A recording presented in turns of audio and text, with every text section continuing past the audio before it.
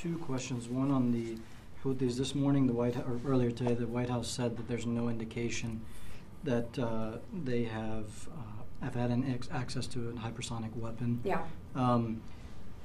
Do you guys, agree with that assessment? One, but two, are you concerned? Is the department concerned that these strikes that the U.S. has been carrying out since January have not deterred them from their attacks in the Red Sea? One, and two, if are you guys concerned that these attacks may have, forced the Houthis to look at more expanding their capabilities in different manners? So on the first one, I think you're referring to reports out there that they have used a hypersonic, and I can tell you that that is inaccurate. We have no indication that they even have that capability. Second, to your point on just deterrence in the region, I mean, again, look, we're going to continue to conduct these dynamic strikes. We feel confident that we continue to degrade the Houthis' capabilities, but we know that they still continue to get access and are provided weapons and capabilities and support by Iran. That support continues. We haven't seen that lag in any way. And we know that they have these sophisticated systems and weapons, but we're going to continue to support what we're doing through Operation Prosperity Guardian to make sure that commercial ships can continue to transit that very important waterway, which is the Red Sea.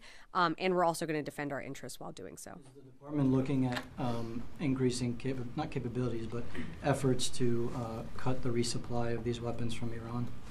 We continue to look for ways. I mean, you've seen CENTCOM lead some interdiction efforts, but, there are other ways that Iran is able to supply the Houthis, but we continue to monitor how they get weapons. But beyond that, I wouldn't get into a further intelligence assessment. Just to follow up on the Red Sea, with the Houthis, in terms of what the Houthis have been doing, we now have had a ship sink, 3 people killed, and then another attack with about 28 different drones. So it seems like it's escalating. So in terms of the deterrence, I know that you said you're continuing to work on it, but is the U.S. concerned that its deterrence is not working? Again, we're under no impression that we have completely wiped off the map all of the Houthis' capabilities.